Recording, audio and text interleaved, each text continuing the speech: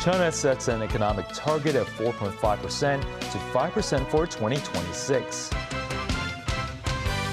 Hong Kong's role highlighted at the National People's Congress. And U.S. claims no plans to send land troops to Iran, but continues to attack ships.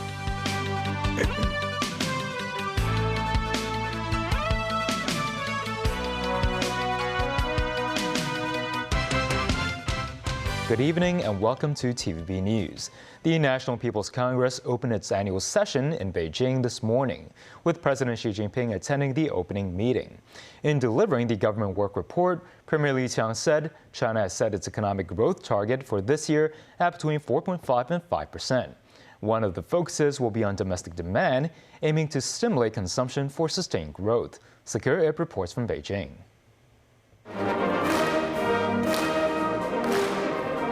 The 14th National People's Congress opened its fourth section on Thursday morning at the Great Hall of the People in Beijing.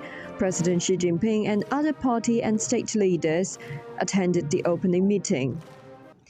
Premier Li Qiang delivered a government work report stating that the overall economic performance last year was stable, with a GDP growth rate of 5%.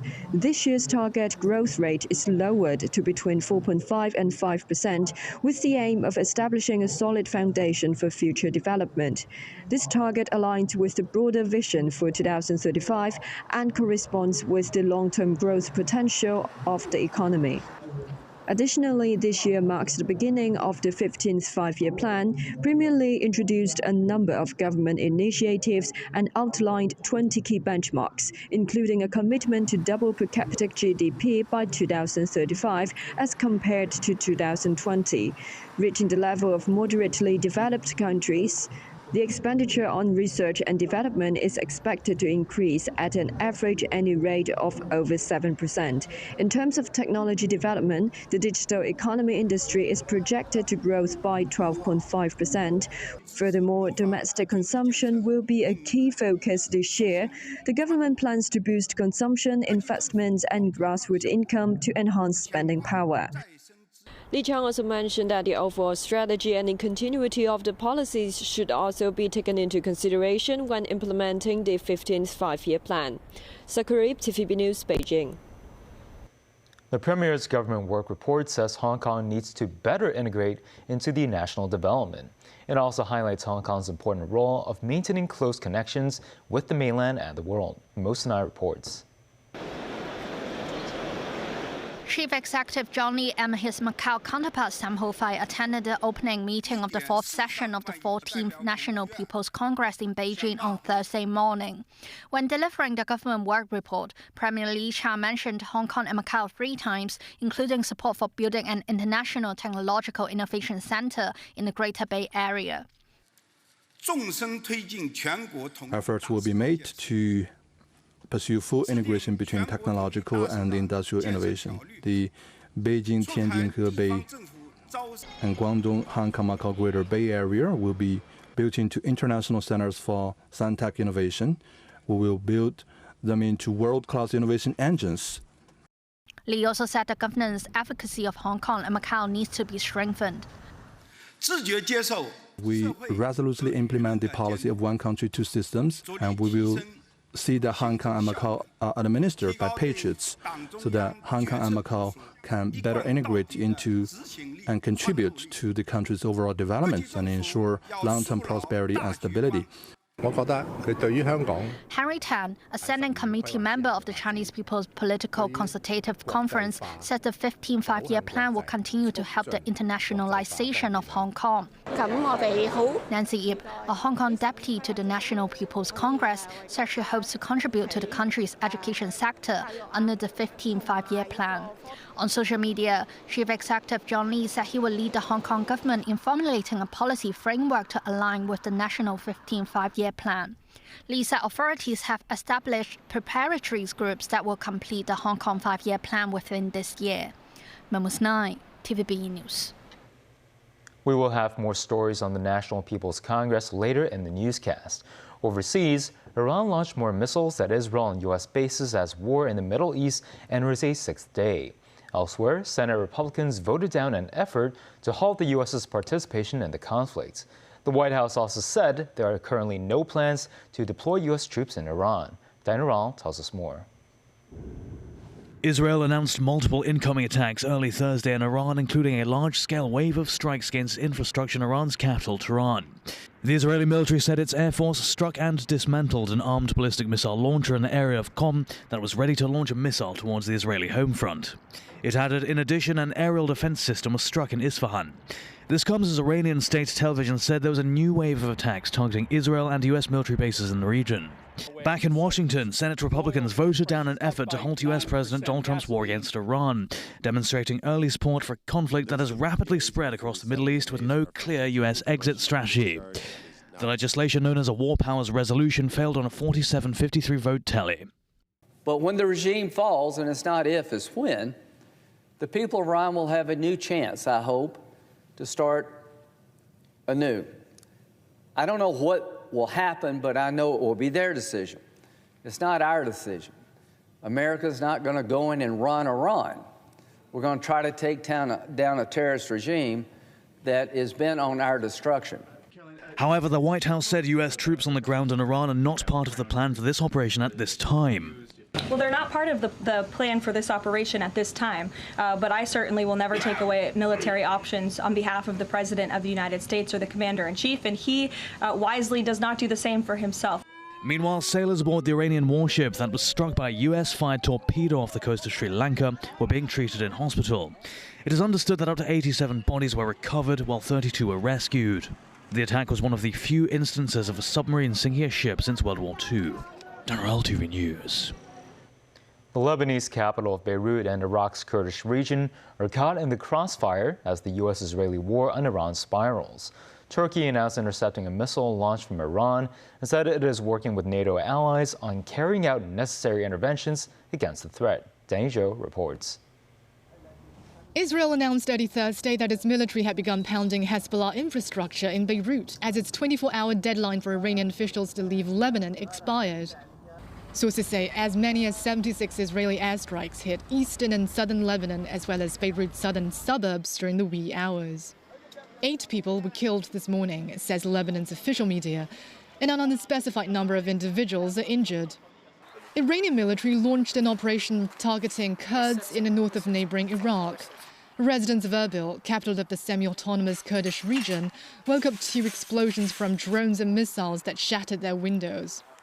The attacks come amid reports that Iranian Kurdish armed groups had recently consulted with the U.S. about mounting an offensive on Iran's security forces. The governor of Erbil said on Wednesday that strikes on the region have exceeded 100 since the Iran war began on Saturday, and he urged Baghdad to compensate residents for collateral damage. Issuing a warning to prevent missile threats, Turkish President Recep Tayyip Erdogan said his country is in close consultation with NATO allies to carry out their necessary interventions immediately. Earlier, a ballistic missile from Iran was intercepted by NATO defense systems as it headed towards Turkey's airspace. The incident had drawn condemnation from NATO. A spokesperson for the military alliance said they stand firmly with member states against Iran's indiscriminate attacks across the region. Meanwhile, stranded travelers from around the world remain in limbo in Gulf nations to wait for the airspace to reopen while they rearrange their trips. Emirates planes were grounded as smoke billowed from parts of Dubai following reports of missile interceptions. A couple from Belgium said they have repeatedly contacted airlines and even tried to reach out to embassies after the cancellation of their return flights. They eventually received temporary accommodation from a local company free of charge, which offers a respite for their newly blended family to spend extra time together. I would say that the most helpful was local community and local people, because they really welcomed everyone who got stranded here in Dubai and suggested plenty of help. Danny Zhou, TVB News. In Beijing, Foreign Minister Wang Yi spoke to the United Arab Emirates Deputy Prime Minister and Foreign Minister on the phone, stressing the red line on protecting civilians in conflicts must not be crossed. The UAE official briefed Wang on the situation in the Middle East and said the Emirates is not a party to the war and should not subject to illegal attacks. He He has pledged efforts to ensure the safety of Chinese personnel and institutions in the country. Wang reiterated China's principled position and said the spillover of war serves nobody's interests. Beijing is sending its special envoy to the Middle East, issued to conduct mediation efforts to help restore peace in the region. Wang added non-military targets tied to energy, economy, and people's livelihoods should not be targeted, while calling for safeguarding the security of shipping routes. And still ahead, Venezuelan government to cooperate with the U.S. on mining development. A trickle of flights returning to Hong Kong from the United Arab Emirates. And it is that time of the year to beat the villains.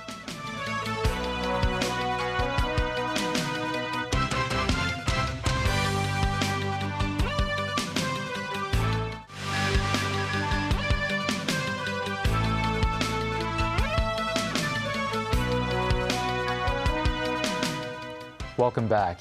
U.S. Secretary of the Interior Doug Burgum met with Venezuela's acting president, Delcy Rodriguez, in the latest sign of Washington's intent to exercise control over the South American country's resources. Burgum leads the U.S.'s National Energy Dominance Council. He said Venezuela is a rich country filled with both oil and gas resources, but also rich in critical minerals. Burgum added that the more than 24 companies accompanying him on the trip are eager to work in Venezuela's mining sector. Rodriguez announced she will introduce a bill to change the country's mining law, which is expected to attract foreign investments. Polls opened in Nepal's first nationwide election since last year's youth-led uprising that forced the government from power. A candidate is former mayor of Kathmandu, Balendra Shah, who was a leading figure in the 2025 uprising that ousted former Prime Minister Khadga Prasad Ali, who is also running again. Shah's National Independent Party is considered the frontrunner in the election. Security forces patrolled streets and guarded polling stations as voters waited to cast their ballots. Counting of votes will begin later Thursday, with the results expected over the weekend. Now, back to our stories from the National People's Congress. Premier Li Qiang's work report noted that China has budgeted 1.91 trillion yuan in defense spending this year. The work report also emphasizes the necessity to strengthen the military and to resolutely combat the separatist forces advocating Taiwan independence. Samantha Lee has the details. China's defense spending this year will increase by 7% to 1.91 trillion yuan. The increase is slightly lower than that of the previous year. Premier Li Qiang said China will uphold the Communist Party's absolute leadership over the military.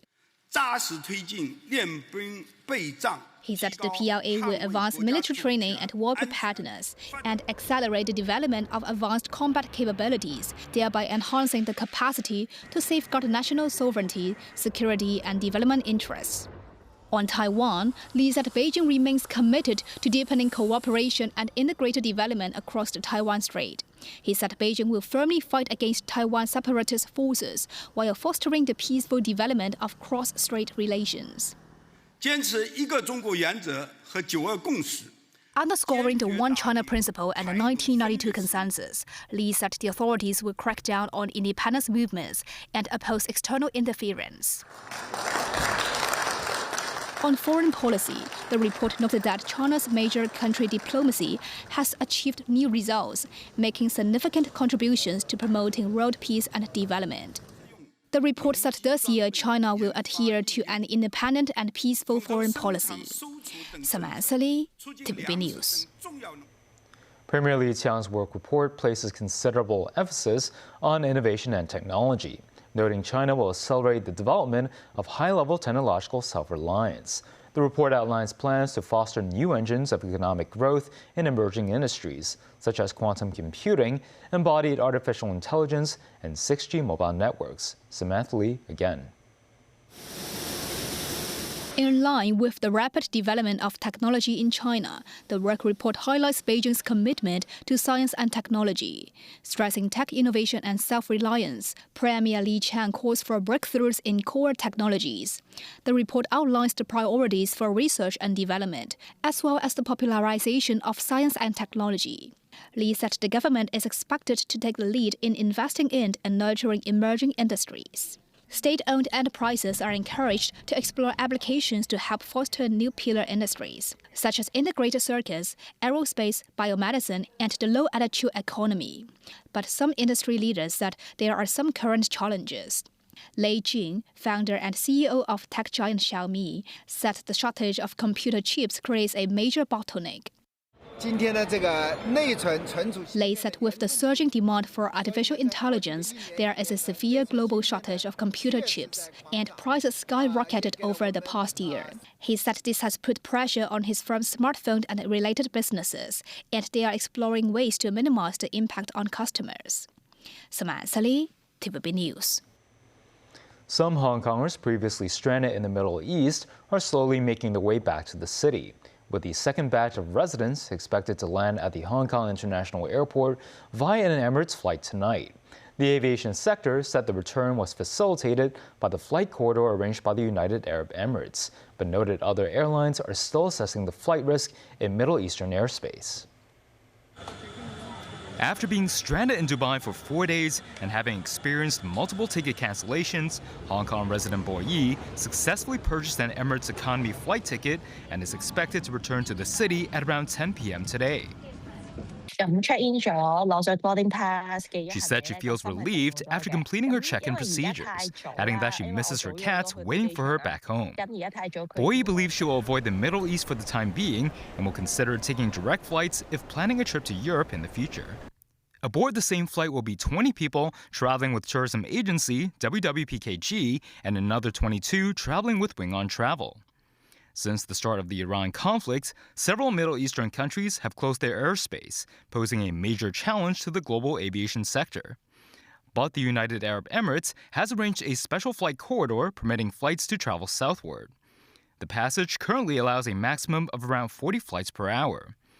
Using a return flight from Dubai to Hong Kong as an example, the flight will initially travel towards the northeast and above the Gulf of Oman, before heading to the Arabian Sea and over India. With pilots opting for this route needing to fly an extra 200 kilometers, not all airlines are comfortable with this alternative. So right now, there is a huge capacity issue because we cannot use the Russian airspace due to the ongoing conflicts between Ukraine and Russia. So a lot of the long-range and ultra-long-range flights, especially between Asia and Europe, are flying through a very narrow corridor between Afghanistan and Turkey onwards to their destination. So everybody is using the same airways or the invisible highways for aircraft in the sky. That becomes very congested, and on top of that, Afghani airspace is uncontrolled. What does that mean? They don't have air traffic controllers. Most importantly, we have the GPS jamming, which interferes with the aircraft navigation system. Regarding the resumption of Cathay Pacific flights to Riyadh and Dubai, the city's flagship carrier said the suspension will last until at least the 14th of this month. A survey by the Mental Health Association of Hong Kong found that the depression and anxiety indices among Hong Kong people have reached record highs. Celine Chan tells us more. The Mental Health Association of Hong Kong, along with the Chinese University of Hong Kong's Department of Social Work, interviewed 2,695 people through street booths and online questionnaires. The results showed that the overall average depression score reached 7.27, which is 0.9 points higher than the previous survey done in 2023 and the highest since the survey began in 2012. The proportion of people falling into the moderate to severe depression group was 13.1%, 2% higher than that of 2023. The overall average anxiety score also reached a record high of 5.9 points. Among all age groups, the mental health situation of Generation Z, those aged between 18 to 24, was the most worrying. 43.5% of them were affected by moderate to severe depression. Experts noted that while the cause of depression can be complex, data shows that depression scores are positively correlated to the average time spent using electronic screens. The survey also found that roughly 1/5 of the respondents would turn to artificial intelligence for help when they face emotional problems. Ching Chi Kong, an experienced psychiatrist, said relying solely on AI for help can be dangerous, as their findings suggest the levels of depression or anxiety will increase if people completely rely on AI, adding that establishing relationships with people is crucial in the process of healing. The organization also reminded the public that if they find themselves experiencing persistent emotional problems, they should proactively seek professional help. Celine Chan, TVB News. Today marks the day of Jingzhe, or the awakening of insects, in traditional Chinese calendars. As per local tradition, many residents participated in the cultural custom of villain hitting. Some folks are welcoming the start of spring with villain hitting at this popular spot beneath the Canal Road flyover in Causeway Bay. According to traditional beliefs, villain hitting usually involves elderly women beating paper effigies of a client's target, which allegedly neutralizes the latter. The practice was brought over to Hong Kong from the mainland several centuries ago. Local historians said that villain hitting is especially popular during Jingzhe because many people believe the villain hitting custom can attack their enemies and the awakened insects at the same time.